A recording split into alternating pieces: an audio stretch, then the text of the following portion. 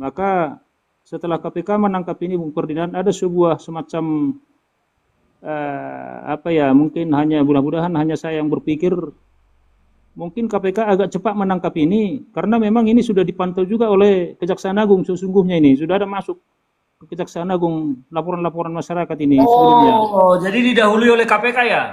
Iya, karena KPK ini sekarang kan masih merasa ini miliknya beliau Jangan-jangan ini kan gitu ya. KPK mendahului untuk mengamankan si Bom. Iya, iya. Iya, iya. Bisa-bisa ini skenario drakor-drakor ringan ini barangkali ini.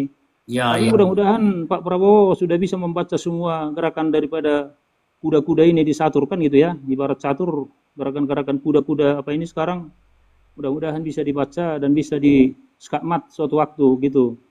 Ah, Lalu saya ingin bertanya Bang Ferdinand, apakah saya mungkin salah melihat dengan skenario ini?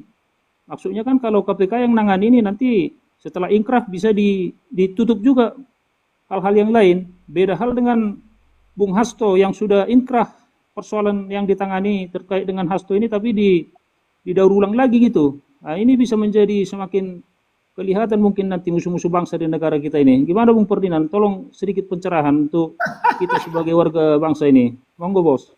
Aduh, ya memang kalau kita melihat ya KPK belakangan ini adalah menjadi salah satu penegak hukum yang paling buruk Ya selain betul. institusi kepolisian. KPK itu bahkan hampir tidak pernah sekarang itu terdengar secara serius menangani perkara korupsi. Mereka seperti main-main, banyak kasus yang mereka simpangkan demi kepentingan atau pesanan kelompok tertentu. Kita tahun lalu melihat bagaimana ada beberapa kasus yang sudah ditetapkan tersangka, gugur akhirnya hilang begitu saja. Dan ini Betul. adalah buruk sekali KPK bahkan mengurusi kasus Hasto yang tidak jelas korupsinya di mana. KPK lebih mengorbankan uang negara, anggaran KPK itu untuk mengurusi sesuatu yang tidak merugikan negara daripada mengurusi perkara-perkara pidana korupsi yang nyata-nyata belak-belakan di depan mata terjadi. Buktinya banyak, petunjuknya banyak. Tapi KPK itu cenderung diam dan tidak melakukan tindakan untuk itu. Nah, ini yang kita khawatir bahwa kalau memang informasinya benar tadinya kejaksaan juga sudah mau masuk tetapi akhirnya KPK mendahului, ya bisa saja ini sebuah strategi yang dilakukan oleh KPK atas pesanan-pesanan kelompok tertentu untuk menghindari penyelidikan yang lebih luas yang dilakukan oleh Kejaksaan Agung. Kita melihat Kejaksaan Agung belakangan ini kan kita cukup apresiasi lah, ada keberanian yang luar biasa dari Kejaksaan Agung untuk masuk pada kasus-kasus korupsi yang selama ini hampir tidak tersentuh oleh kekuasaan. Salah satunya terkait dengan kasus Pertamina. Dari dulu soal mafia migas itu sudah lama naik. 2014 ketika kampanye Jokowi saya diminta untuk demo soal mafia migas untuk menghambat Hatta Rajasa dan Prabowo. Saya pikir bahwa waktu itu mafia migas akan disikat oleh Jokowi, ternyata tidak, malah bahkan berteman belakangan dengan Riza Khalid yang sekarang anaknya menjadi tersangka pemilik terminal BBM Orbit di Merak yang sudah disita oleh Kejaksaan Agung. Selama ini orang kelompok ini tidak tersentuh sama sekali. Makanya saya salut, saya hormat Kejaksaan Agung berani masuk ke situ dan perkara ini akan segera disidangkan ya. Karena dari penyidik sudah diserahkan ke jaksa penuntut umum untuk ditindaklanjuti persidangannya. Kita lihat nanti bagaimana fakta-fakta akan terbuka semua di situ. Jadi ya saya memang merasa khawatir saja dengan informasi ini. Tadinya KPK jaksa sudah mau masuk tetapi didahului oleh KPK, ya berarti ya kita sudah pesimis saja begini. Yang kena nanti udah itu aja, tidak akan ada pengembangan kasus. Jadi aduh, KPK ini memang sudah dibubarkan aja lah, nggak ada gunanya menurut saya sekarang, nggak terlihat kinerjanya, tidur aja itu KPK semua, udah nggak jelas. Itu Bung Amsir. Karena kemarin Bung Ferdinand setelah tiba di gedung KPK, ya masih bisa Kadis PUPR Sumatera Utara itu mengacungkan jempol gitu. Makanya kan agak ya seolah-olah dia merasa hebat juga karena KPK yang menangani seperti itu, saya lihat apanya. Ya bisa jadi, Gimik-gimik apanya.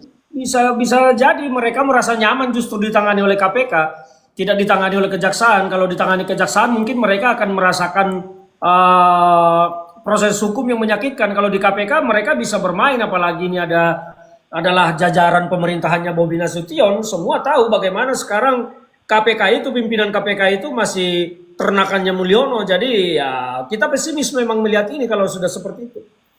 Satu lagi Bung, Hmm. mohon izin, satu lagi Bung, mohon pencerahan ya. Hmm. KPK yang sedang menangani kasus Hasto, kalau saya lihat ya hampir gimana ya, seharusnya memang sudah bisa diboikot ini apa ini KPK ini dengan persoalan ini. Kenapa?